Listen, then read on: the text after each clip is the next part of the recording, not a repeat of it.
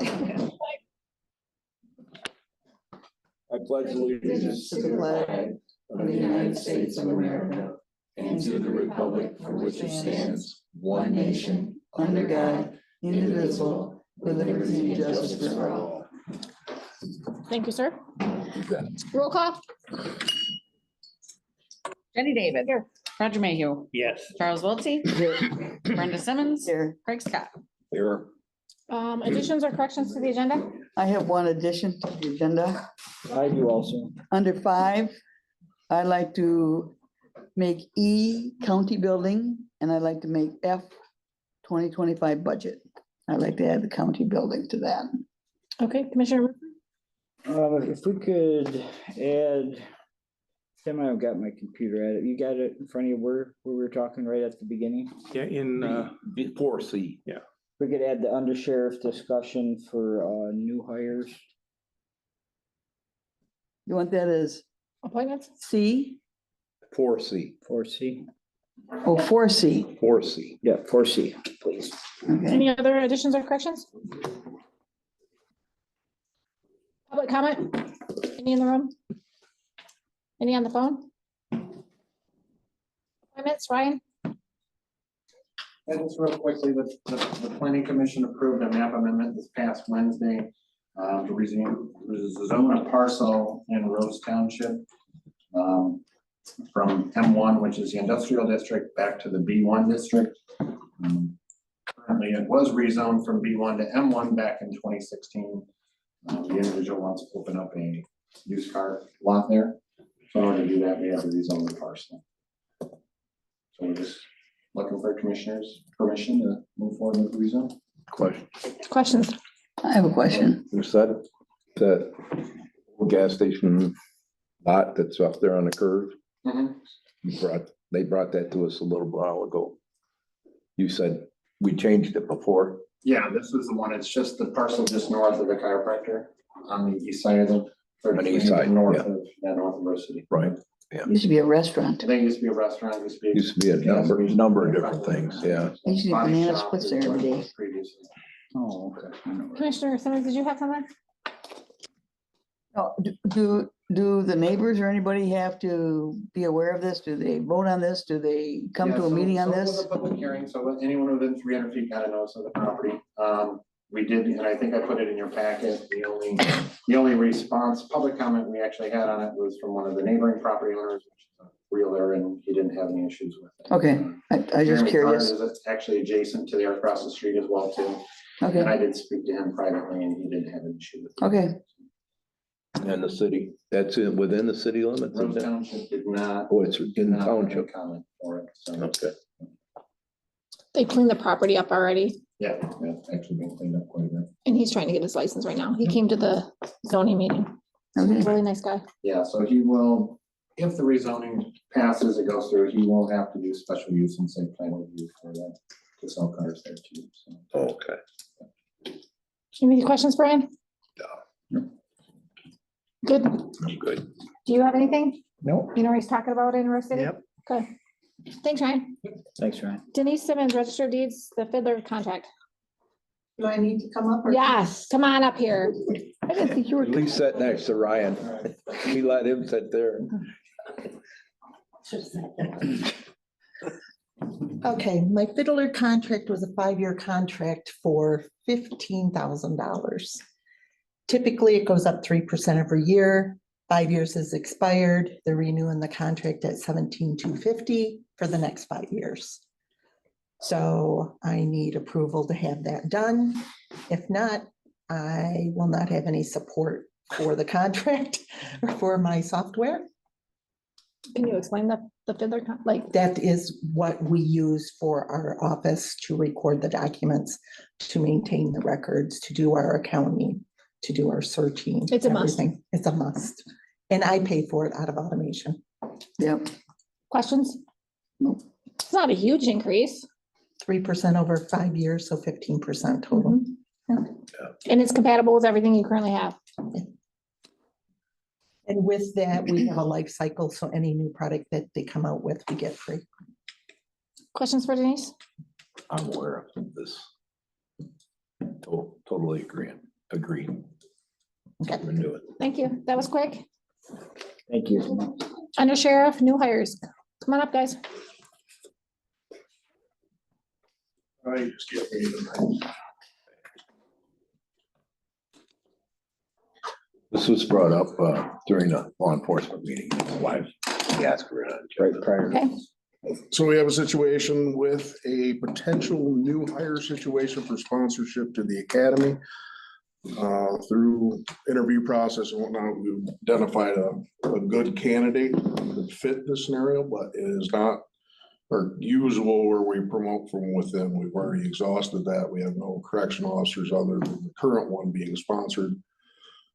This is a good individual. So far, the background check has been good. The interview went well.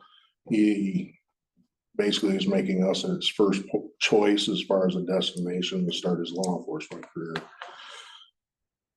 So I come to you with the discussion as far as to continue this. This would be a sponsorship, much like we're doing with our correctional officer. It would be the MCOLS funding, but we would have to go through the process of getting him through the MCOLS hiring process. We would be looking at the Northern Michigan College in Traverse City. Northwest Michigan. Northwest Michigan, is it Northwest Michigan? They call it an MC up there. And Is it Northwestern? NMC. So it's in Traverse City, even though the potential employee lives in Grayling. Driving back and forth, I think would be unrealistic expectation for that. So I've opened up communications just to see there, they do have an academy that starts in August, same time frame as Delta. We would have to put him through the process, same as our correction officer, get him into the admissions status with the college, have him be accepted by the college. Then we submit to MCOLS for the funding to pay for that training, just as we're doing with the current one. Just an update, the current sponsor, as far as the correction officer, all the paperwork's been submitted to Delta. Delta is going through their admission process currently, and we should have an answer from MCOLS here coming up as far as reserving funding to pay for that training. So I should have an answer for that coming up here pretty soon, but we'd like to look at sponsoring the second person, but it would be a new hire coming off the street as opposed to an internal promotion type situation. If he's in Grayling, why not Kirtland? That's what Kirtland is. He works in Traverse City and he's got family with in the Traverse City area. So that's what he suggested. So I started doing the research for, So we have one sponsor right now? I guess I'm confused at what we have going on right now. yeah, we've discussed it before. It was discussed at the LE, and I'm positive we talked about it before, that we were looking at sponsoring a correction officer, which we identified. We put them through the process as far as admission to the training academy. And we talked about MCOLS as the program where they pay for the training. So this would be paid, and when we talked about Michigan Works, I still have to work with Michigan Works to pay the salary. So I will come back to you once I verify that MCOLS is giving us the money, but we have to jump through all these hoops before MCOLS will say, yes, we've reserved that money for you. So they're not starting any program until it's a go ahead, until it's a yes. Until it's a yes. We have them in, they'll have a seat reserved. Mhm. We'll submit the request to MCOLS through the college. MCOLS will come back and say, yes, we have money available, A, and B, we're gonna reserve it for your sponsored recruit. If for some reason that money washes up, I have to come back to you and we have to come up with other alternatives or what we're gonna do. But that's currently what the process is for the sponsored internal. And what I'm coming to you is we have an opportunity to hire off the street, sponsor a second to fill an open vacancy in the same time frame. Opinion, you two are on the law enforcement committee? Well, we have talked about this in the full board about the number one person. He is a corrections officer now. He's an employee of the county, so he will be going to Delta. His pay will be supplemented by Michigan Works, and then MCOLS is covering all the training costs. This next candidate, thank you. Yeah, as he says, lives in Grayling, works up in Grand Traverse County already. Except he is not an employee here. We'll have to employ him.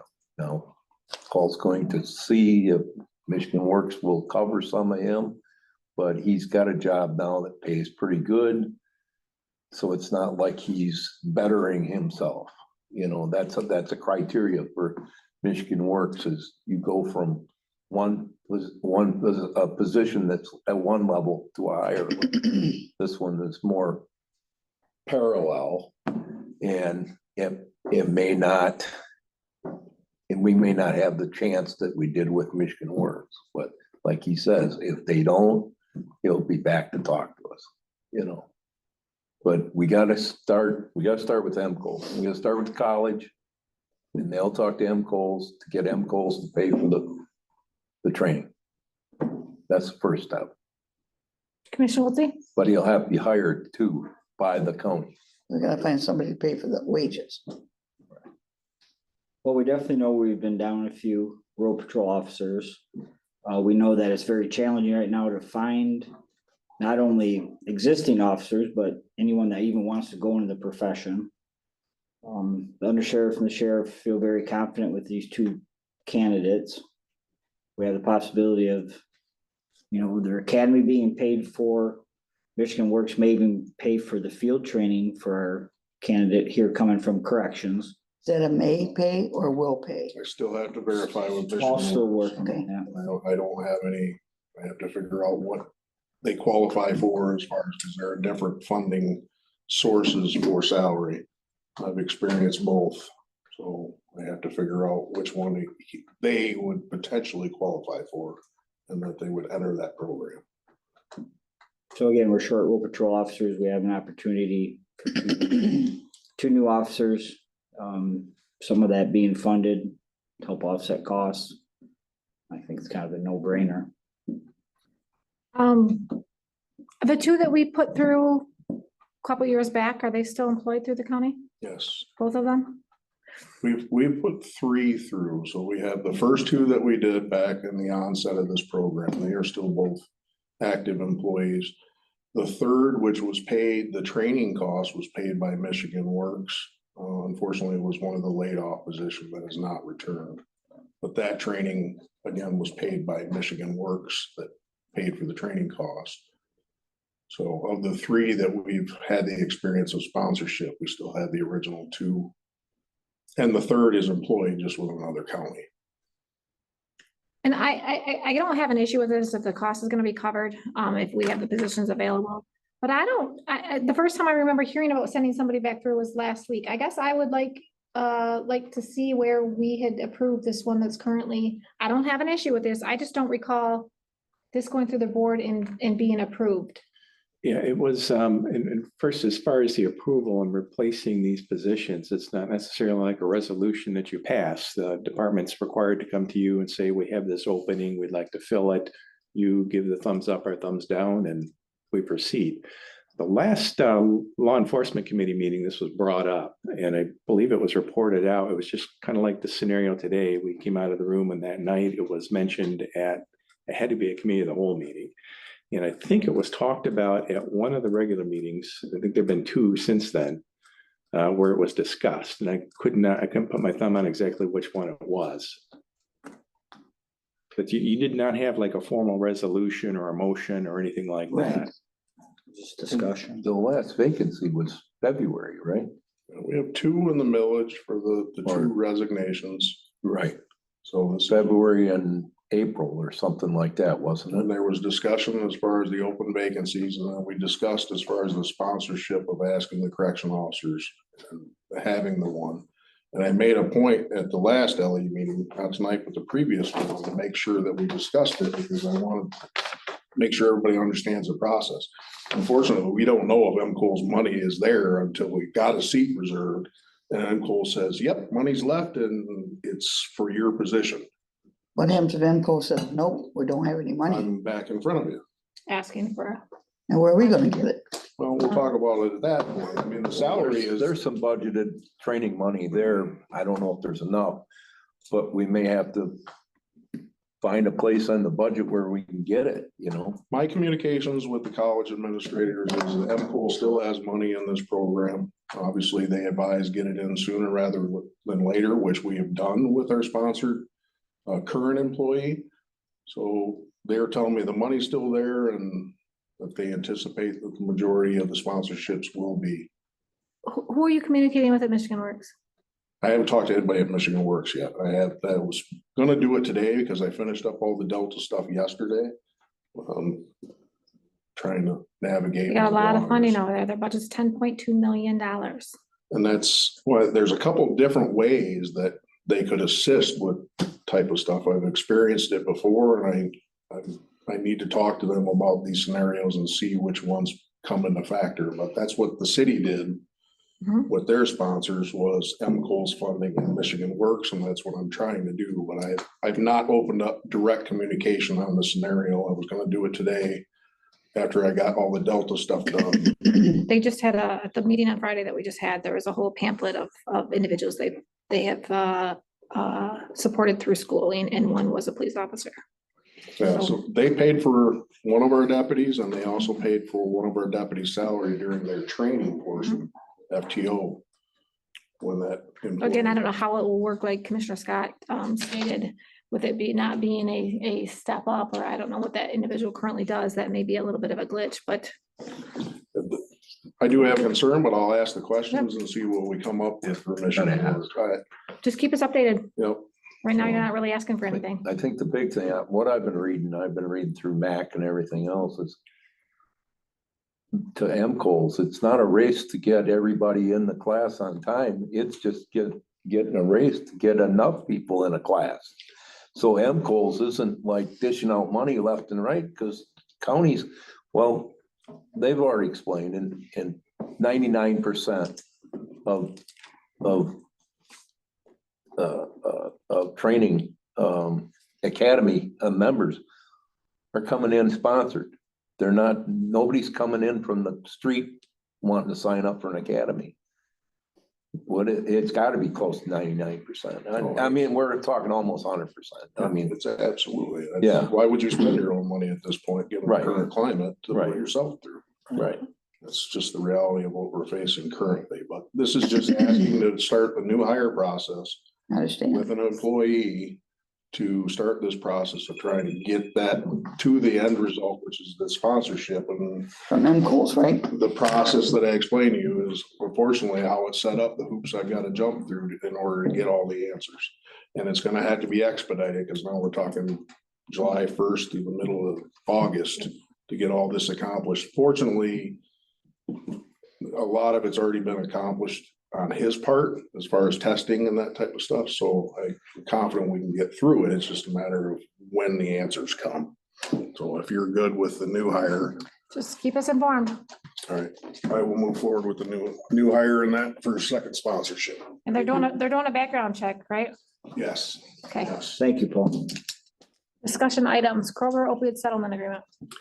And this document probably looks familiar to you. We've had several of these opioid settlement agreements come through, and this one is formatted exactly like the previous 3 or 4 that you've looked at. This one is dealing with Kroger, and this Kroger settlement would allocate roughly $128,000 to Ogemaw County over an 11-year period. Kroger would have the option of paying that all up front or paying 2 years at a time or whatever. So we'll have to wait to see how that pans out. The board will need to adopt this in order to accept the funding, and all the material is here that you'd need to look at. We'll include that all in a resolution, and it'll follow exactly the same pattern we've done with the others. Yeah, absolutely. Yep. You guys good? Mhm. Animal control millage. You'd asked to have that on the agenda tonight for discussion. Who asked for a millage? Brenda, is What you talked about, yeah. Animal control millage? Yeah, because right now, I think the contract with the animal shelter ends in September 30th. It does. And because the millage did not pass for funding to pay for the animals, we take in and take to a shelter we don't have funds to take any animals to a shelter. And the $7,500 that we give now doesn't cover hardly any of it, so that's the issue right now. I would like to put it back on again for animal control with shelter services, because we don't have an animal control officer right now. And if the millage doesn't pass for us to take them someplace, it's not a mandated thing. I wouldn't even hire another animal control officer without having funding to take these animals somewhere.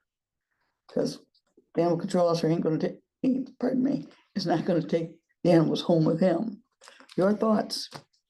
Tim, did you do a little investigating and verify that that's not a requirement?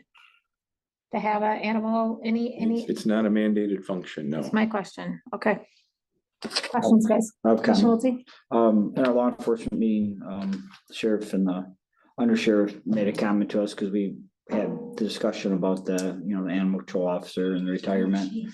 And they did make a point that already this past Monday, there was a number of incidents over the weekend and phones were ringing and, wondering where to go with things. And the undersheriff just basically said, well, we just got to put it on our stack of normal business now and we have to get to it when we can. So, I've been doing a lot of thought to this, and obviously, we know the financial woes of the county. And I always keep saying, we need to figure out how we can supply the best services possible at a level we can afford.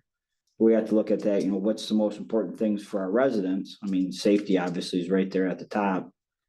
And, if we truly do have this bad of a dog issue and the sheriff, undersheriff made a comment at our budget meeting that on average that Scott was taking 200 calls a month, for.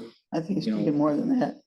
I think that was just on average. So what I'm getting at is I've been thinking about it a lot and we'd have really big shoes to fill. And I think we all agree Scott did a fantastic job, but I really think we need to think hard and strong about this. If we would be able to find someone to fill this position, it seems to me that the need is there. I agree with Commissioner Simmons. You're talking for a November millage, correct?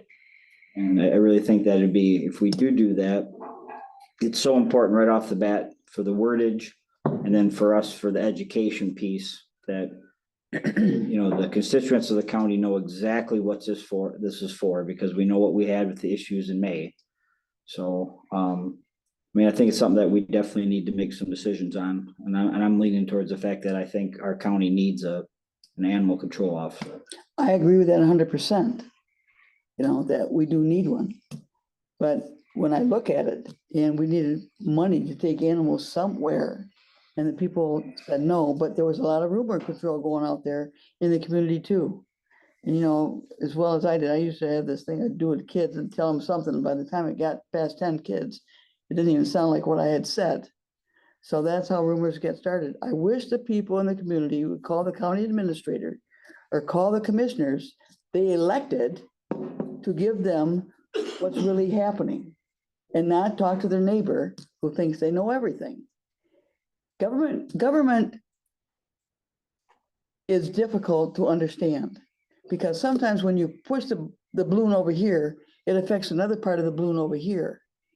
And people just don't understand that. So that's why it's complicated.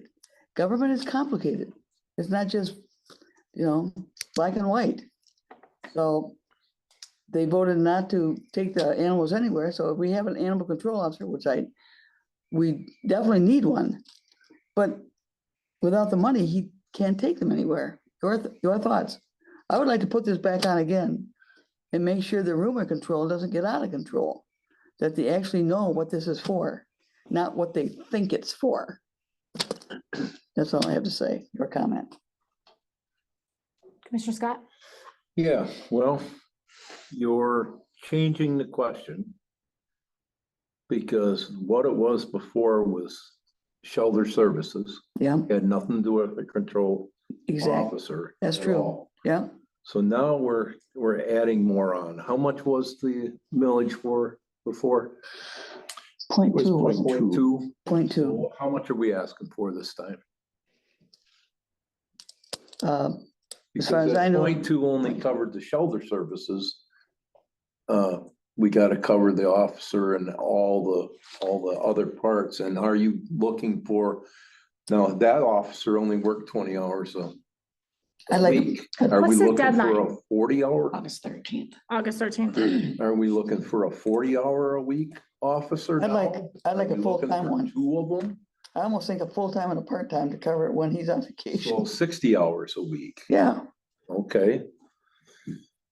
Well, you can, I would just take a wild guess that a 40-hour a week officer is around $80,000 to $85,000 a year. is that a good Can I make guess? a comment? Hold on, Hold hold on, I'm in on. the middle here, Yeah. just a sec here. Comment to your comment. Okay, all right, but let, Go ahead, Commissioner Scott. you know, probably, I'm thinking 80 grand, when you figure in all expenses for a particular person. And then half that, half again, that much for that part-time. And then, of course, the point two for the shelter services, but really in all the discussion we had was the point two going to cover all the costs that shelter services would have? You would, Commissioner Simmons. There was other discussions in this so that they didn't have the money coming, you know. So I guess that's one question I got, and we can cover that. I'm sorry, I didn't catch that last part you were talking about, Miss. Just, was the point two enough to cover services? I don't think we're looking at the amount at this point in time. I think we're just discussing, is this? We have till August 13th. We have some time to discuss this. Right now, do you feel like a millage is an option? Well, as a voter, I want to know how much you're gonna. I don't That, disagree. I think that's the reason it failed, is just the sheer amount of money. I don't think it was what it was for. I think the majority of voters are just ticked right off at money. It's just, they're turning things down because it's just more money. That's the sentiment I get from people, is it's just money. You're asking for money all the time. And they're not even paying attention to what it's for. Commissioner Wiltie, did you have something? Well, I mean, I think we all understand that after, the vote in May. I mean, people are fed up, they're upset. I mean, they're looking at the economy, they're looking at the national level, the way we're being led as a country. People are sick of it, and it goes right down to county, it goes down to township, and affects us all negatively. But, I mean, all we can do is try to put the best numbers together we can and realize that, we've got a long ways to go. But I think to go with what you're saying is Tim could roll some numbers together for us, for our next committee of whole meeting, whether it be a full-time officer, a full-time and a part-time officer, so we could start seeing some of these numbers, and we could see what that number is. And maybe in that meantime, we could do a little bit of research on finding out, well, minimum of, no matter what shelter it goes to, how much money do you think we can need, at a yearly base to go to the shelter? And then that would help us get some ideas where we're at. But yeah, I mean, granted, it will help that it's in November and not in August, but people are just, they're fed up. And a lot of people, I think, they're not even reading anything. They're just going, no, no, no, no, no. So it's just like May. I think it's going to be a big challenge, but I think we can get out there. If we can have, our ducks in a row and have a clear, consistent message and educate as many people as we can again on it, the facts, just the pure facts, that there's a chance that we could get it to pass. Correct, did you have something? Yeah, as of right now, there are no other millages on the ballot. I mean, we still have The a presidential. little bit over a month, but this would be the only one as of right now. Commissioner Mayhew, do you have something?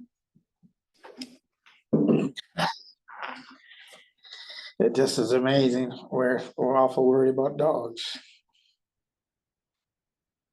It is. I mean, the sheriff will probably tell you, if somebody gets bit by a dog and they call them, they're gonna send somebody out. But where are they gonna take them?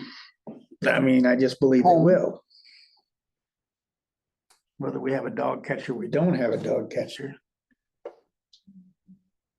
if you call, they're gonna send somebody. I mean, what? The question is then, what do you do with the dog? That way the I got an dog answer. or it's turned into Don't dog answer or that whatever question, they're gonna do, Mr. but Scott. I'm just telling you that, yeah. I don't, I agree. I think this position is extremely important. However, I agree with letting our residents choose. It's, obviously, there's lots of positions right now on the chopping block that are important, but I agree with putting it on in November. I disagree with funding a full-time, we have not had Scott in here saying, I need more hours. I mean, he's not been in here in the last couple of months, asking for more and more and more. I don't think we should get greedy. I do want to see all the numbers and all the figures, but I think what we currently had seemed to do the trick. I agree, we need to increase funding. We see we're already 2 dogs over what our limit was, and it also sounds like our rates are gonna go up. So yes, we need to keep all of that in mind. But I don't think we need to get full-time, part-time and throwing more things out there. I think the position that was there did a fine job, unless you can prove to me otherwise. I think if we get greedy, then it's going to really, really upset the public.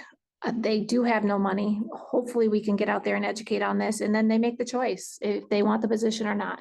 If they want to pay for it, it's up to them. If not, the position's cut. No questions asked. Comment. Yes. Our animal control officer that we had was, he was totally involved because he went and switched his hours in the summertime and wintertime. And that was really good, and that worked out very well. But he has resigned, and since he's resigned, there was a call, and I don't know what they're gonna do, but they have 2 adult dogs and 9 puppies that were dumped. And the neighbors, people called them up. And I think some are going to be fostered out. I think the puppies are, because they can't even fathom taking the 9 puppies, but they will take the 2 adult dogs. Too bad the 2 adult dogs are males. We need those females in there so they don't have puppies. So, but that's what it is right now. And I know if Scott would have been here, he would have been on that right away, and it would have taken care of those puppies, and he'd take them to the animal shelter. I know he would have.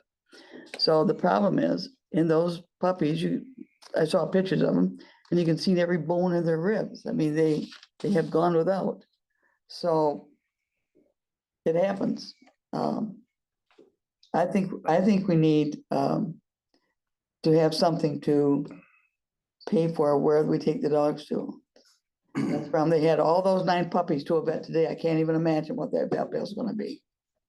Tim, can you throw some numbers together? Obviously, we're agreeing at this point to continue to have this conversation. We have a little time. Can you throw some numbers together for Yeah, I'll us? put together 3 scenarios. So I'll do one that's status quo. So you have a part-time, what that would look like. A Yeah. second one that has 1 full-time, and I'll do a third one with a full-time and a part-time.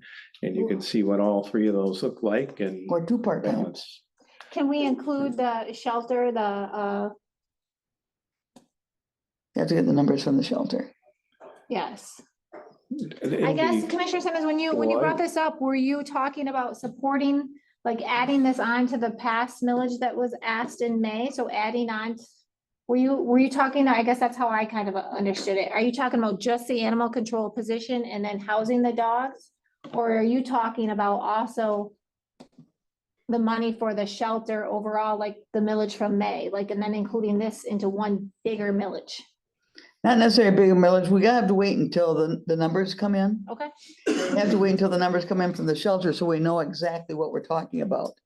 And I think they've been working on numbers like that, about what it costs. And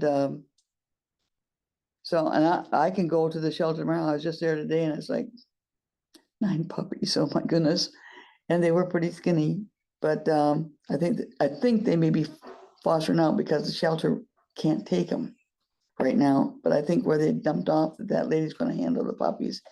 And that's what I heard. I'm not positive until I talk to the manager tomorrow. And they have the 2 adult dogs, I think, at the shelter.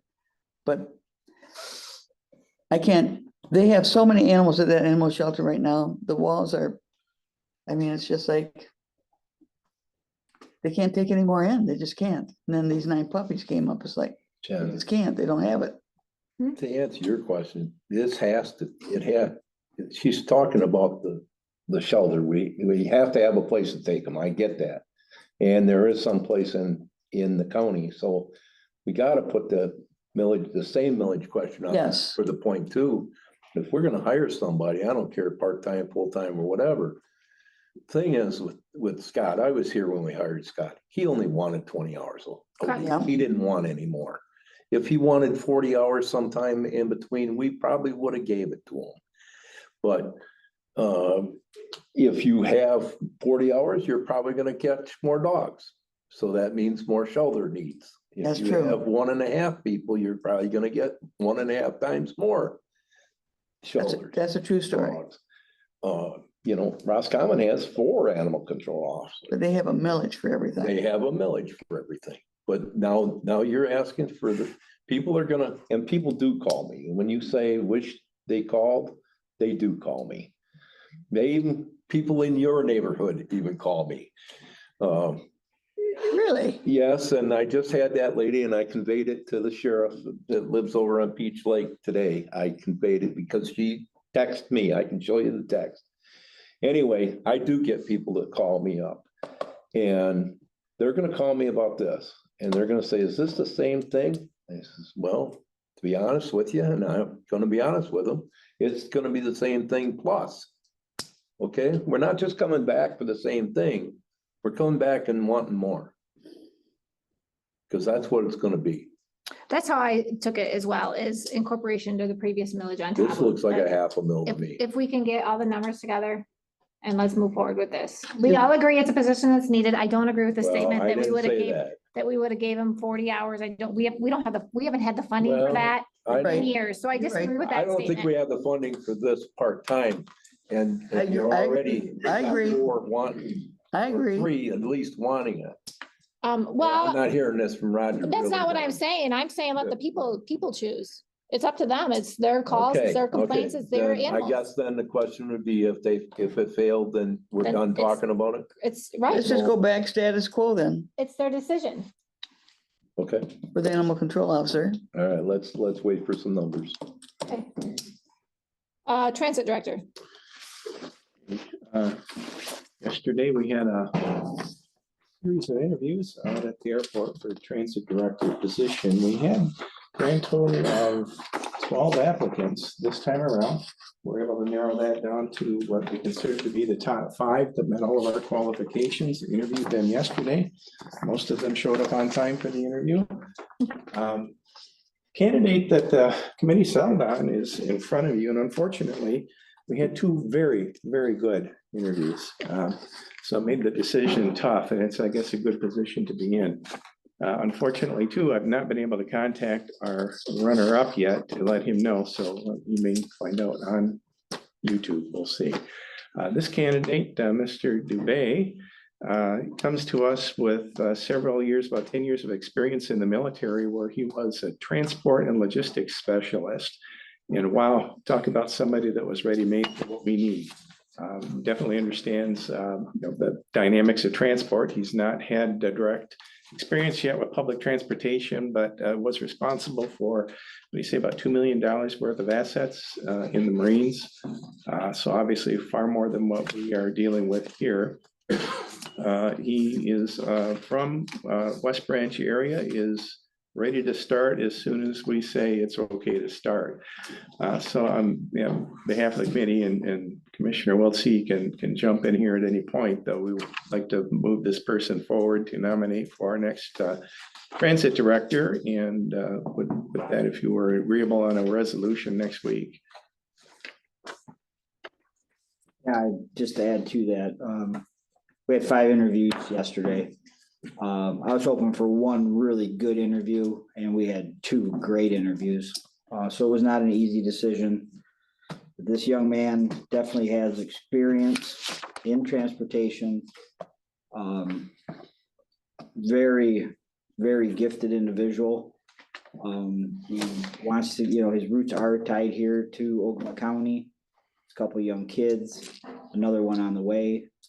I think he's going to be a great transit director. I'm really excited about it, and I know when Tim talked to him yesterday, he was beyond excited about the opportunity, and I think we made the right decision.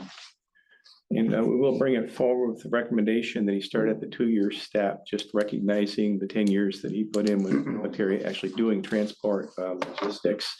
When I talked to him yesterday on the phone, he's also marked his calendar on the 18th. When we have the open house out at Transit, he will be there. And see if I can get him here next week too. I'd be very proud to introduce him to you. He's, you'll, I think, be impressed. Brenda, did you like him? I wasn't there, but I do like, Oh, you weren't there. Oh, but I do like him, yes. all right. And I have my reasoning for that, yes. Okay, I Thank you. just, we were on a committee. So we'll see that on there, correct? Yeah, June 25th overtime compensatory time report, where it gets me. You've got the report. I loaded it on the iPads this morning in the Google Drive. Not gonna dwell on it too much, probably just hit the first and the last page. The first page, you get the summary of where each of our departments are in terms of where they are with overtime at 75% of the year. We're looking good everywhere except in corrections where we are over budget at this point. The undersheriff does have some budget adjustment numbers he's already worked on, but because this is a personnel item, it will come to you with the third quarter adjustments at the next round of meetings. And you'll be able to see what monies were moved around within the corrections budget to keep it at bottom line, keep it at the same. The other thing I want to point out, and you can review the graphs and you see the trends are pretty much the same. On the last page, and I did ask about this at the law enforcement committee here earlier as well, we've got 2 employees over corrections that really were working pretty hard this last pay period. You had one employee who did 44 hours of overtime and 12 hours of comp time. Another employee with 50 hours of overtime in the one pay period. That's a lot of time worked. Tom explained to us how they go about the assignment of overtimes. These employees are volunteering for that. If they don't have enough to fill whatever position they are, they will do a forced overtime. But so these 2 employees really have picked up the lion's share of the overtime, at least in this most recent pay period between the 2 of them. So it's just, as we were talking about it, I think we all agree, you got to be very cautious about that. You don't want our employees being overtired. That's a lot of hours. You know, this is hours in addition to the 40 hours that were worked as regular time. So It's 65 hours a week. you put 50 hours on top of that, you're at 90 hours in the pay period, 2 weeks. So that's, it can be, I think, exhausting. Isn't there something in the contract? Sorry, 80, that's 130 hours. I was That's gonna 80 say- I was gonna say, that's more than Yeah. that. Isn't there something in our contracts that, Well, the contract talks about overtime assignments, and I don't believe it is rigid. It doesn't say all employees must work percentage, a proportionate percentage. I believe it does say, and Tom's still in the room here, so I don't want to let him chime in if he's got different information. It just does say that overtime will be ordered if necessary. Otherwise, you're just having your employees sign up, and whoever the most senior employee signing up for the shift gets the shift. because we addressed this a few years back. We had some individuals working a lot of hours and we were concerned about liability because someone had in the past quite a long time ago had fallen asleep or something had happened on the way home and had been working a lot of hours. I mean, obviously, we don't want that happening. Right. So I thought there was something in the contract, I guess, that prevented this. Well, and I'm just going from memory, but I do recall, and again, Tom mentioned the number 16 hours sequentially. I'm recalling is the limit. You can't work more than 16 hours at a time without having, I believe it's at least 8 hours off. It might be 12 because of the shifts here. I'd have to double check on that. But in this case too, recall they're working 12-hour shifts. That means they're not working 12 hours a day, 7 days a week. They're working 12, 3 12s and an 8, I think the math works out. So there are days, blocks of days where they're not normally scheduled to work anyway. So if they pick up a couple of more 12s in there, that gets these numbers up in a hurry. But I did express that same concern, and it does appear that our jail lieutenant has a handle on that, he's monitoring it. I haven't heard any complaints from anybody, and nor would I necessarily do that. This, where I said, I think the sheriff and undersheriff would hear them first. But I just point that out, that did stand right out to me, a couple of very large overtime, to individual employees. Kind of unusual. We appreciate their dedication, to be sure, but like you said, we need to be mindful of the risk that comes with that many hours. Mindful of risk and cost. Can I add to that? Yes. Yeah, but as on the law enforcement board, and we just got out of it, it was a big question we had. I mean, we're already 3/4 way through the budget and we're already over budget. So of course, I know Tom and the sheriff and undersheriff are concerned about it. We're concerned about it. We're brainstorming options of how we could possibly, I mean, we're already over budget, but I mean, anything we can do now this, last quarter to try to save some of these overtime costs. But from what we're hearing, I mean, right now we have no answers, 0 answers. It's just going to continue. How do we pay for this? There's no funding. There's no money.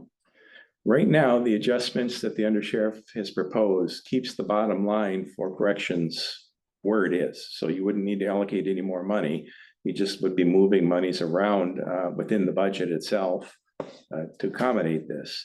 Yeah, I am concerned as well. You look at the line for the outstanding comp time that we are on the hook for, it's almost $7,000 that's on the books right now as we speak. I do know the undersheriff took that into consideration with the adjustments he's proposed. And hopefully with some of the other proposals that he's got, there will be enough to be able to accommodate this within the budget. We have the benefit of being able to look at these things on a line item by line item basis. And this is hopefully where it's going to pay off as we get through our quarterly adjustments. We make these changes now. Maybe other things are cut back, other expenses get cut back to make sure that we have enough to accommodate this. But when it comes to that bottom line, that cannot increase without your authorization. So when we look in 2 weeks at the quarterly adjustments, we can take a real close look at this activity. And everybody needs to be very comfortable with the adjustments that are going on. And we can probably forecast whether or not there will be a demand later on. Now, can the sheriff allocate hours and go over budget? The answer is no. So technically, you could be at a position, say in early September, where there just is no more money. And unless you allocate more, there can be no more overtime. Now, that would mean forced canceling of vacations and other time off. But that's the hard reality. If we don't have the money to pay, we don't want to incur a debt. We can't. Questions, comments? Yeah. Mr. Simmons, did you have something?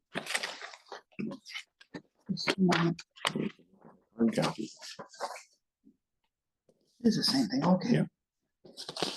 I just didn't think I had the same thing he had. Do you have something? No, I just thought I was looking at the wrong thing. Okay. Anything else on that, guys? No, Mr. Scott? nothing more. Okay. E, we have the county building. Mr. Simmons?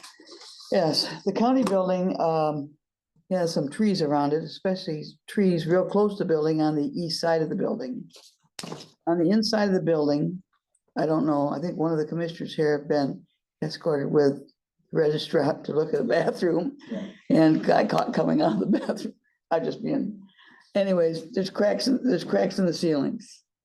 And the only thing I can think of that would make that happen. And I think I got it from secondhand from also Commissioner Mayhew, is those roots are going under that building and pushing up somehow and making those cracks in those walls. So I think those trees should go because there isn't any basement there, but the walls are cracking. So, yeah, to add to that, Denise actually, after our budget meeting, showed me that in the women's bathroom there, right, coming into the building, and it is cracked absolutely everywhere. So I was actually going to bring it up to Tim for our next COW meeting, but I think we need to also look, because that side of the building, we got the prosecutor's office. So we really need to get in there and take a good look at the prosecutor rooms and see if we're seeing, some serious issues there, because it very well could be. I mean, those trees are really starting to get developed, and without having a basement there, But it's something that we definitely need to look at. Mine is, The windows right there are leaking as well, right there in the equalization. Right where those windows. Prosecutor's office, yep. Oh, the prosecutors? I thought it was no, equalization. prosecutor's office, the windows are leaking, the water comes in. So the building's moving. Yeah, the building is moving. The only thing I can put it to is those tree roots are starting to move. So with a question maybe for Tim. Tim, has Chris mentioned this to you? Has he had any observation or anybody? So can we put this on for 2 weeks? This definitely can. needs to be. Can I have one more Go comment? ahead. So I was thinking about this. Could we ask Brian Stein to take a look at it and get his opinion as well? Yes. There's a lot of things we've been looking at with the county building. The windows leak. We need to move forward. We haven't discussed it now in a couple months. We're getting ready to go back into fall, rain, then winter, and I know, I brought it up ever since I've been a commissioner this term.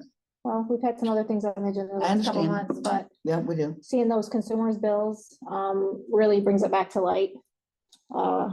You'll see them here next week, Commissioner Wiltsey. They're fairly large. They got my attention. I think we need to put this county building back on the committee of the whole and continue this conversation. I think some renovations definitely need to take place. Yes, sir. Well, I just have to acknowledge the pun that consumers brought it to light. Yeah, and then we have to get to the root of the problem. Absolutely. All Huh? right. Anything else? You want a pun? Could Tim put on his short list of things to do? Could you get us maybe like a 10-year, not even 10 year, even 4 or 5 years of consumer energy costs? Yep. Or It's unbelievable. Maybe we could burn the trees, heat up the place, huh? There you go. Well, it shouldn't be too difficult to take some trees down. Pardon me, please. It shouldn't be too difficult to take some trees down. No, because they're not that big around, but they're close to the building. They are very close. And we need to invest in this building. Fiscal year 2025 budget, negative cash balance. You guys have that on the agenda too, if you wanted any more conversation. I did put that resolution back on here just to refresh everybody's memory. I think the conversation was that by and large, you wanted to work through the budget process and consider this as part of that process, but I don't want to second guess what your thoughts were. This was on the meeting, this was on the agenda last meeting. It was taken off of the agenda. Apparently some conversation had taken place during the budget meeting. And then I've been thinking about this over the last week and had some conversations about this. I do think that this is something that needs to be addressed. I agree, it's not best practice. It's the way that things have been being done for a very long time.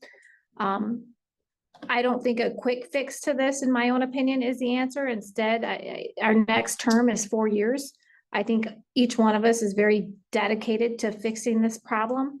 What I would like to see with this specific problem is to fix it over a 4-year, let's say, I'm just throwing it out there, a 4-year term.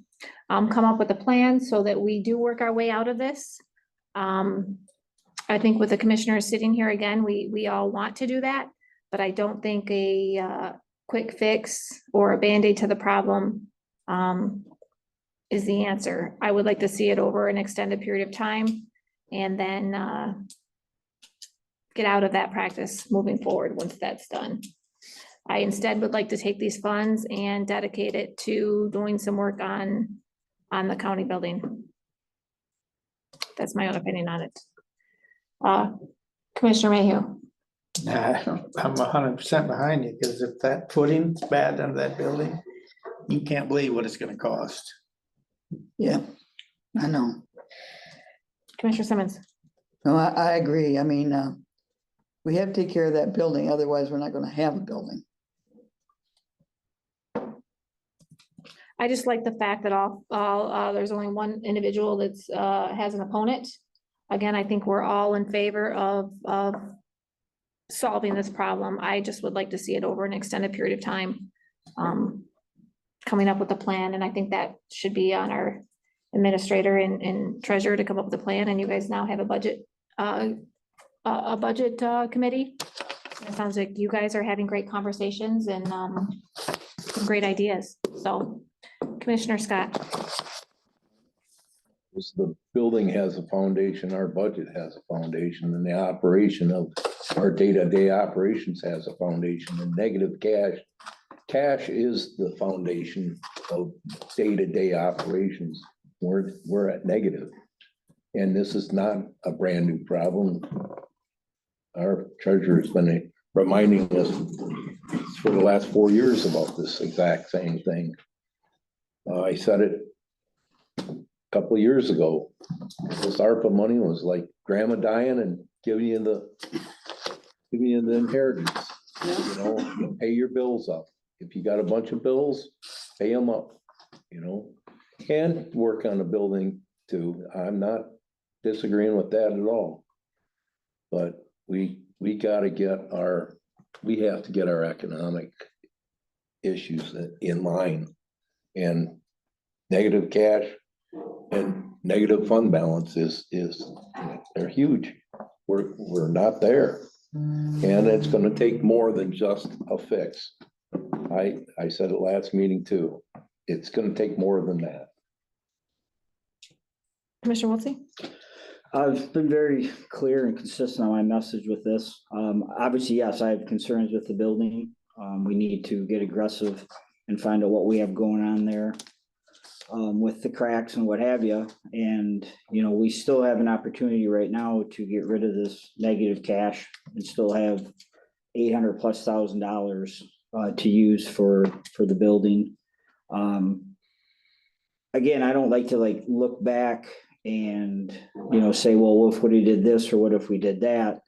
I mean, we had a great opportunity when the ARPA funds were brought to us to use those ARPA funds for the right reason.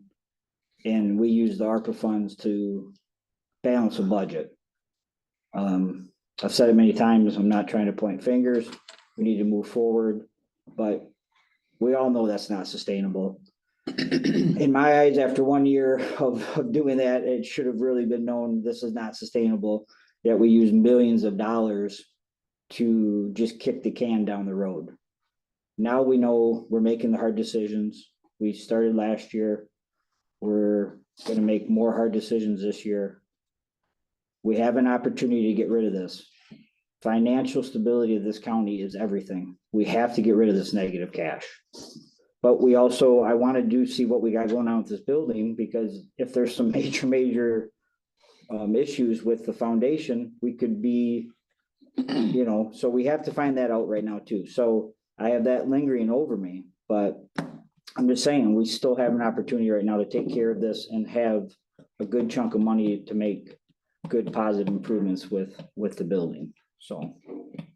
I guess the question is, do we want this put on for the next, for next week's, as far as for a resolution? For next week's Can I make a meeting? comment? Again, I don't disagree with the, what everybody said here, but obviously what we've been doing, and there was a lot of questions last year, the year before with the auditor and this negative cash flow. Obviously, it's not illegal what's been going on. Is it best practice? Absolutely not. Do we need to solve this problem? Absolutely. I just think there needs to be a plan in place so we don't end up right back here. I agree with what you just said, Commissioner Wiltie. $2 million of these ARPA funds were already used. And we're just a Band-Aid to the problem, 100%. I think this would be adding another Band-Aid to the problem. And plus, we're just getting into the budget process. I would like to see this negative cash balance incorporated into the budget process over a 4-year plan to fix this, my opinion. So I do not want this on for a resolution next week. That is my vote. Commissioner Wiltie. Well, of course I want it on, but That's I know what's good. I know what's gonna happen here, so let's just move forward. What's the point of putting it on? I'm asking everybody, so we hear everybody's answer, yes or no, if they want it on for next week. Well, yes, I want it on. Okay, Commissioner Scott? Well, I'll wait a couple of weeks. Let's get something firm about this foundation issue. Let's take a look at that. I'll wait 2 more weeks for that. Or 3 in the case of voting on it. But I think some people are missing the point on what the ARPA funds have been doing the last 4 years. We said 4 years ago that we were gonna wean ourselves off of the revolving fund, and we've been constantly, that was a plan that was put in place, and we've been doing that. Correct. Okay, ARPA helped that. ARPA helped getting you off of that. But the thing was, same as your point of one Band-Aid. It's not one Band-Aid. It's never been one Band-Aid. We've needed to have 8 or 10 Band-Aids. And in the last 4 years, as we were using this, we had missed opportunities to save other money. And we went along with wants instead of needs. And we kept with the needs, but we kept on voting for wants. Oh, hey, we're in pretty good shape. Why don't we go ahead and keep this or keep that? And we've taken missed opportunities in the last 4 years with ARPA crutching us up. And this is the same problem. We're not the only county that's done this. This is why they're turning this the hangover. Because people were thinking they were in great shape. No, we should have made some other choices, I believe.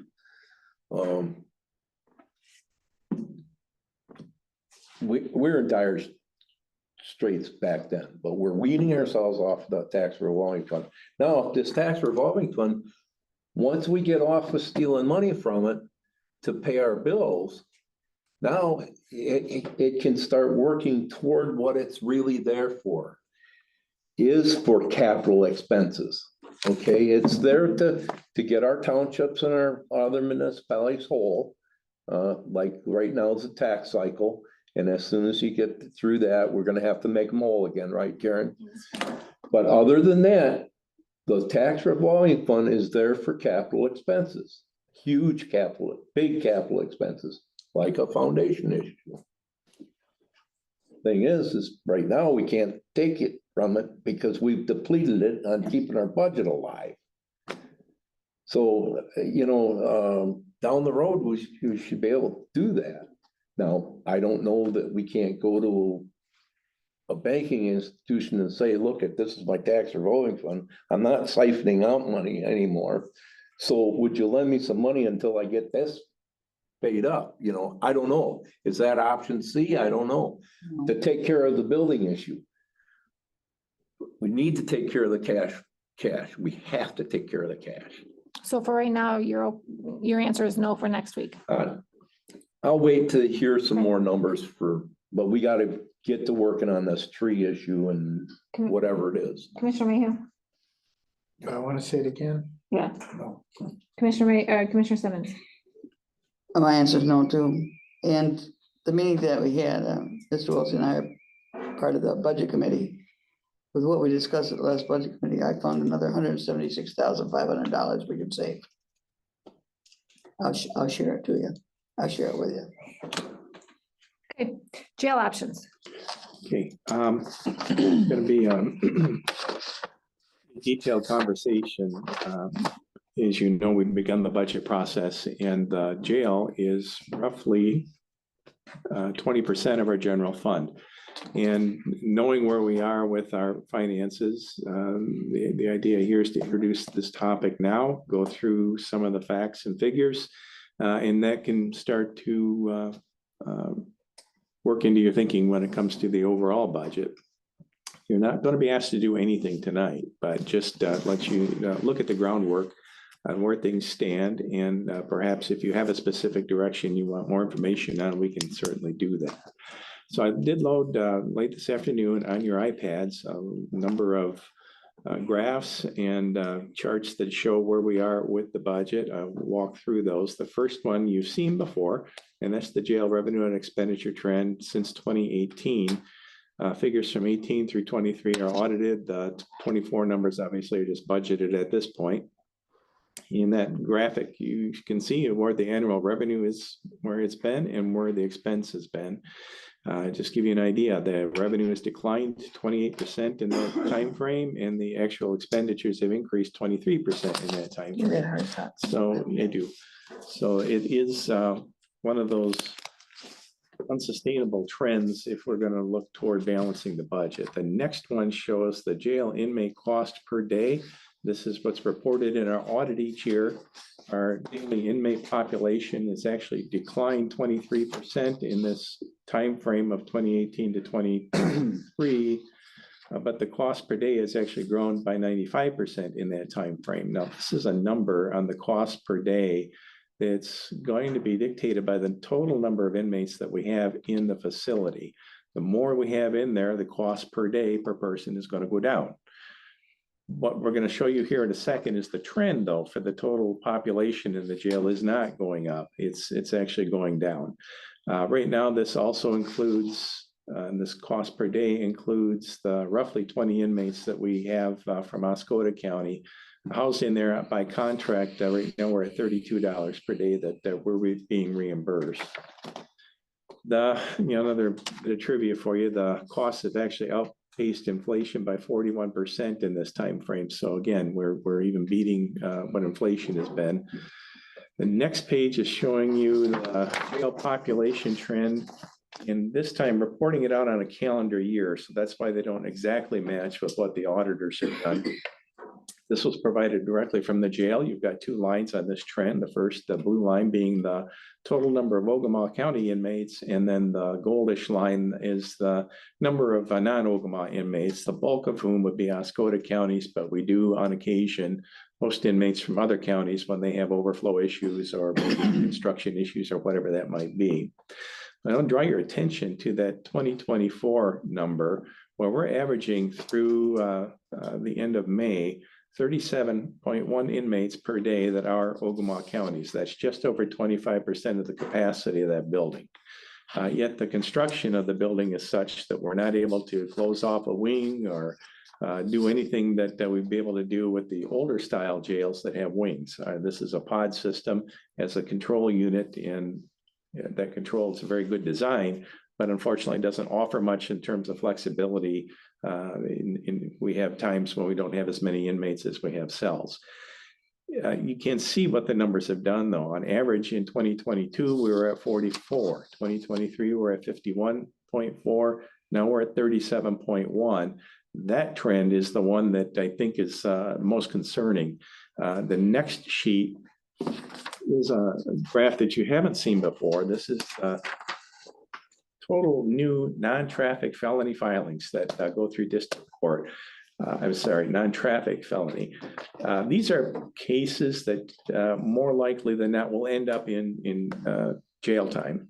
And what you can see is that the total from 2019 through 2023 is actually down by over 40%.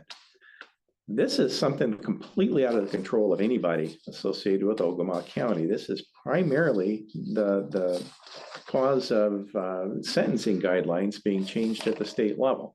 Last week was another report of another set of crimes that will no longer have jail time tied to them, that they will have fines and things of that nature, but no longer will you see those crimes sentenced to 90 days in jail or something along those lines, the type of inmate that we would house at Ogemaw County.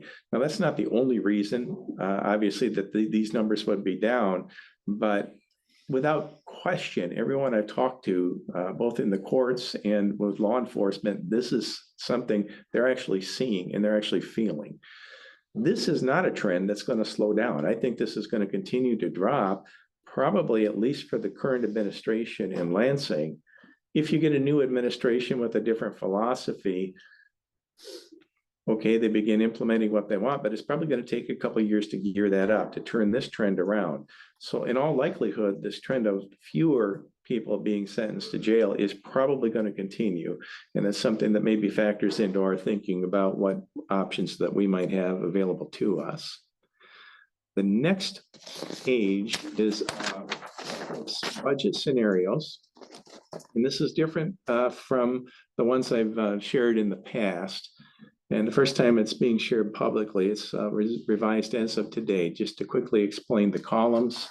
The first one is the actual amended budget that we're working with 2024. So we've already made some adjustments to this budget. This takes us through the second quarter.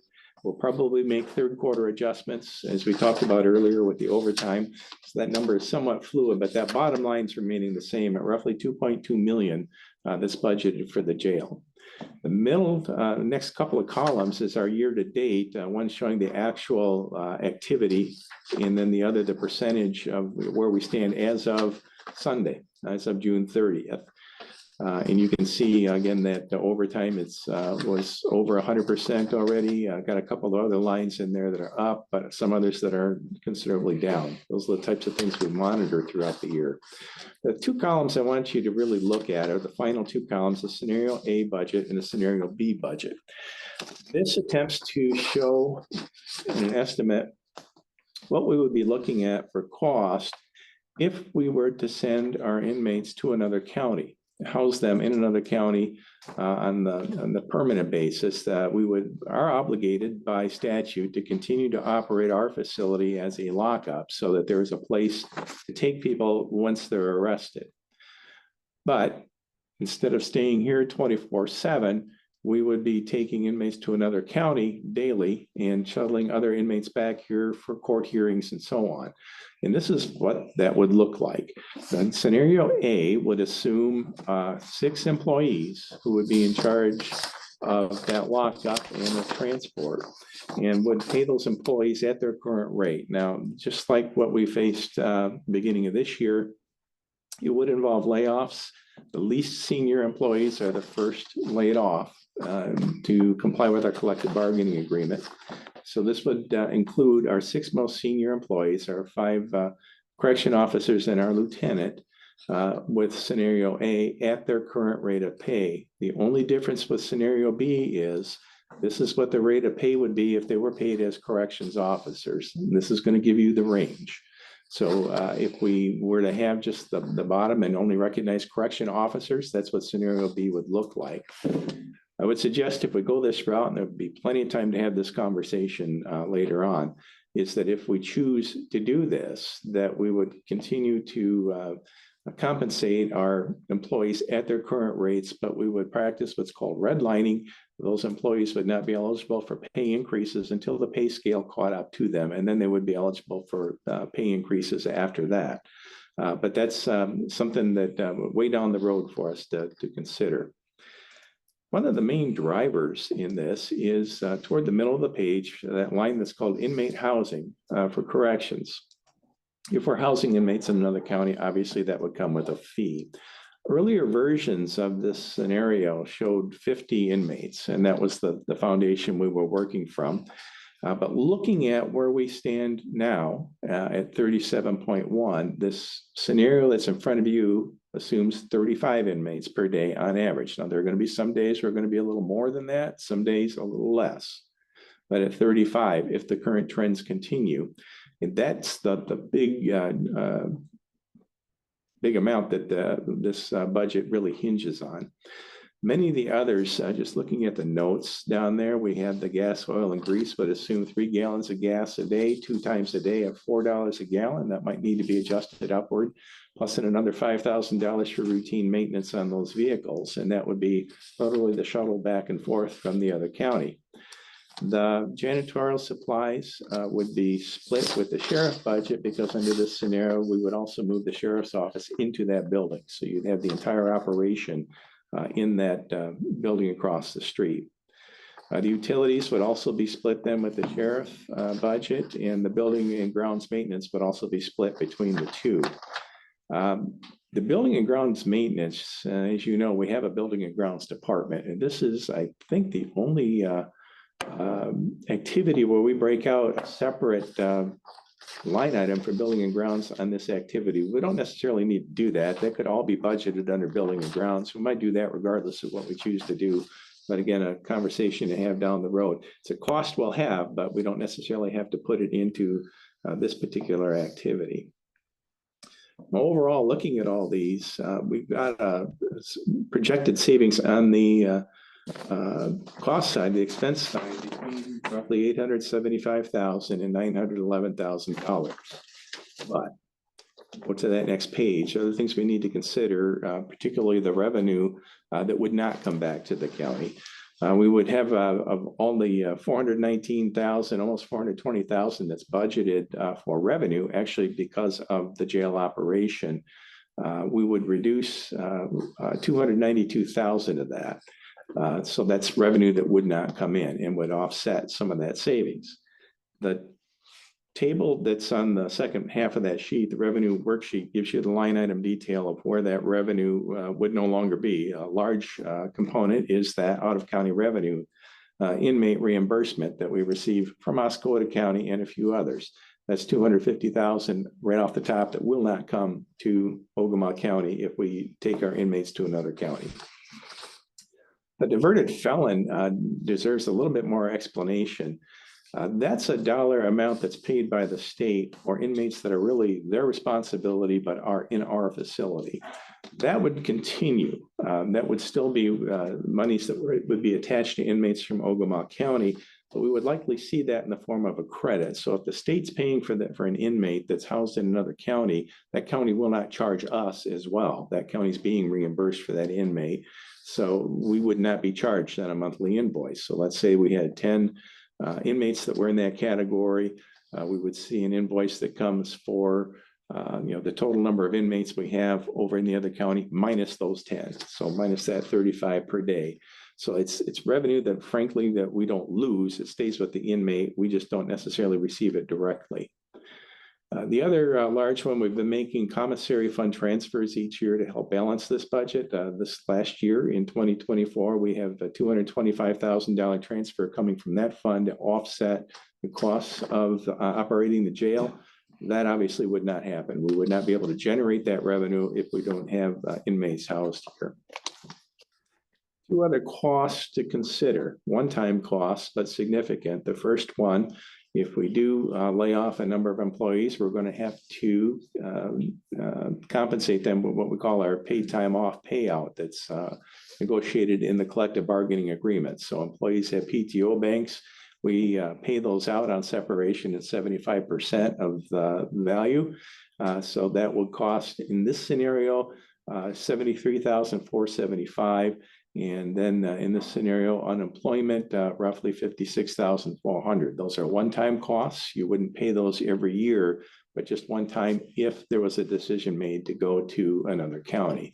So the overall savings, depending on your scenario, you're looking at between $227,000 and $264,000 if we were to work with another county to house our inmates. It's unfortunate. We have to stop the conversation there because we really need to look at what the overall general fund request is. And those were just turned in on Friday. By the time we have our next committee of the whole meeting, I'm scheduled to bring a proposal to you that will be balanced. That's the time to really dive into this, to ask yourself, is this something worth the pursuit or not? We need to look at the entire general fund, what we're looking at as far as our obligations. Do we have to make this move? Do we have to make other moves on top of this, which very well could be the case? I just don't have that answer yet. Just after 2 days after these numbers have been due, I just haven't had a chance to dive into it yet to find out.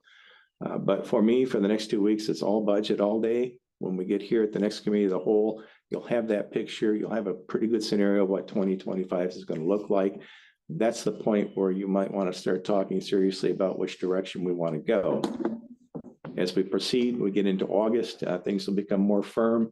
We'll have, I'm very interested to see the Savings Commissioner Simmons has come up with. That's pretty significant. Factor all those things in and then make a plan accordingly. I have a question. Comments, Commissioner Wiltie? Tim, could you find out some info just for back to this diverted felons? Mm-hmm.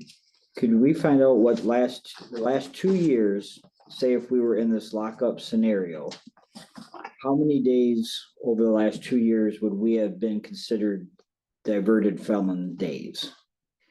I just kind of like to see a roundabout idea of, because that's actually would be a credit to us then. Right. So the number for what our experience has been for those years, definitely we've got like 5 or 6 year trend I can show you so you can look at consistently what kind of dollars we're talking about. I don't know if I can tie it back to a number of inmates, but I think with just some simple arithmetic, we can get in the ballpark. Yeah, I just want to make sure, do you guys understand what Tim's getting at with that for the diverted felons?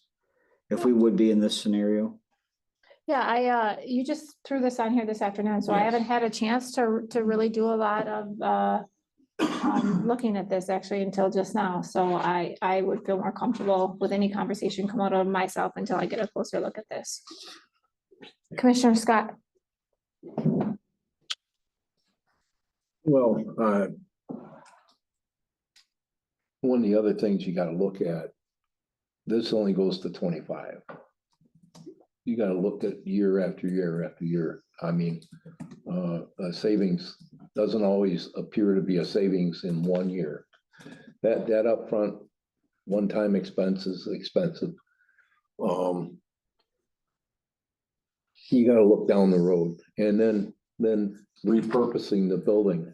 If there's an opportunity to repurpose the building, then that could be a revenue maker. There's a number of things, but I don't know where you're gonna squeeze more money out of. It's great to hear about $147,000 someplace of savings and you know, 50,000 here and 50,000 there. This is a tough decision, and this is what I've been saying, tough decisions. Yeah, can I add to that? I don't have to have my own kingdom. I can share a kingdom with another county. It doesn't bother me. You know, if the aggregate, if the end justifies the means, that sometimes, you gotta take a look at it. We've been talking about it, the state's been talking about it for 20 years, about counties getting together and townships getting together and cost savings and everything else. I'm not hung up on mine. I don't have to have mine. That's all I got. Commissioner Wiltie. Well, I mean, we all know that, you know, we've been looking into this for a while, and it goes back to the hard decisions. I mean, in a perfect world, you have a big, beautiful jail that's costing us $300,000 a year. I mean, would you even think about wanting to close it? No. But again, we have to look at every option. We have to look at the budgets in this county that are costing this county a lot of money. This is one. These costs have continued to increase consistently. So we have to look at this. I've been very clear with Tim through this process that it's so important that these numbers that we're looking at, that we feel as confident as possible. That's why we've been getting more involvement now from the sheriff and the undersheriff, which I appreciate. But on the other side of that too, and the sheriff made some good points today at the law enforcement meeting. I don't know if he wants to share them tonight, but you know, there's also a lot of negativity, and you know, it can cause, you know, more stress on the sheriff road patrol, you know, with not having a jail here, and the sheriff brought up some points on that. So this is not easy stuff, but it's something that we have to look at. There's some more items that I also want to talk to Tim on savings, but the bottom line is we have to figure out how we're going to be able to afford the services of the county. And in order for us to do that, we have to make major cuts again this year. That's just the bottom line. We have no other option at this point. We're going to have to make major cuts again. And this is a possibility one of them. Commissioner Mayhew.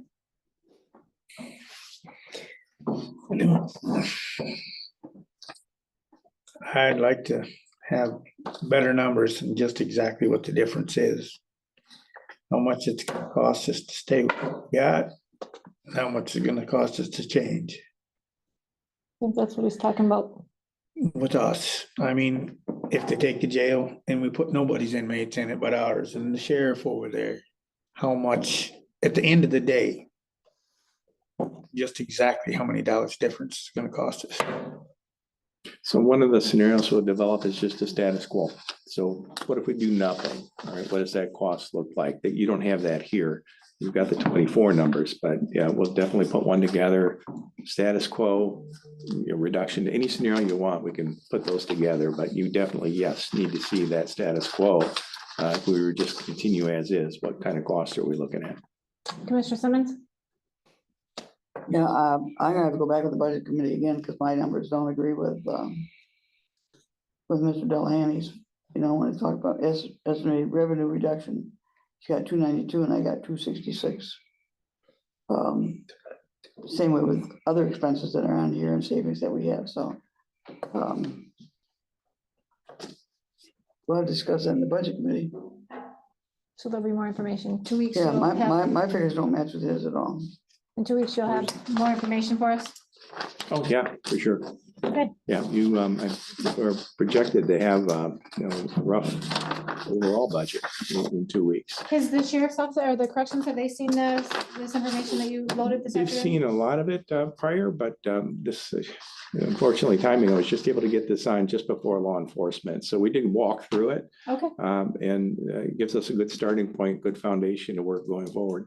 perfect. So there's definitely more to come on that. Commissioner comments? You know, Iosco County got their jail a lot. They didn't have road patrol for 20 years, but they kept a jail. You know, where are we gonna come up with, not only, you don't wanna spend the ARPA money on cash. That's one thing we gotta take care of. The budget deficit, we gotta take care of. We gotta come up with not $50,000 or $60,000. We gotta come up with $800,000. Yep. Okay? So it's, if you use some ARPA to take care of the cash, you still gotta go and take care of the deficit. That's right. It's gonna be tough. I mean, it's gonna be, it's not gonna be anything anybody likes. But of course, we volunteered for this job. You know, and that's what it is. I mean, you know, maybe somebody won't like the decision I make. Well, I ran for this office. I volunteered to run for this office. I hate to say it, 6 times. 2 of them I didn't make, but 4 I did. And it looks like a 5th. But I did it because I had some knowledge and I thought I could help. But I'm just one out of 5. We have to really, we got to get a hold of this. We're in the hole. We're just in the hole. And I think that this is underneath commissioner comments. I agree. I think we all of us are on the same page as far as moving forward in the direction that we're taking, which is refreshing. I just think we want more information before decisions are made. Yeah, I mean, this is just the beginning. Absolutely. Commissioner Wiltie, any comments? No, I'm looking forward to 2 weeks from now. We can have some more stronger numbers. Other than that, we discussed, last week, we had the interviews yesterday. I'm really excited about the future of the transit and where we're gonna head with our new director. Hopefully you guys will meet him next week. Ray's familiar with him and Ray agrees with this choice. I guess I should have asked. Yeah, we all were really Good. torn between the two. We had 2 absolutely amazing candidates that were top of the list. Any comments, Commissioner Simmons? Commissioner, maybe any last comments? The only one I got is, Greg, when you lose your kingdom, you'll never get it back. That's fact. Sometimes I'm okay with that. Well, I'm telling you, I live in Rose City, Okay. and when we Let 'em gave it to talk. West Branch, we will never get it back. We don't have the votes. And when you give that up, in 5 years, you want it back and you can't get it, it's a different game. Okay. Public comment, any public comment in there? Any public comment on the phone?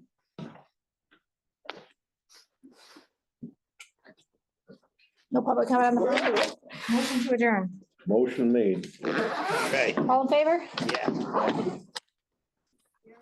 Everybody have a good night. Safe. Thank you. Good night, everyone at the table. Happy 4th. Oh, how was your birthday? Are you the 4th? When was your Yeah, birthday? Thursday's my birthday. I was gonna say, how did you not announce that? You gotta see. Oh, yeah. Okay. Exactly. It's the sheriff's birthday today. Are you dating the guy? Sheriff, Happy birthday. Based on 30, Probably This 35. one's based on 35.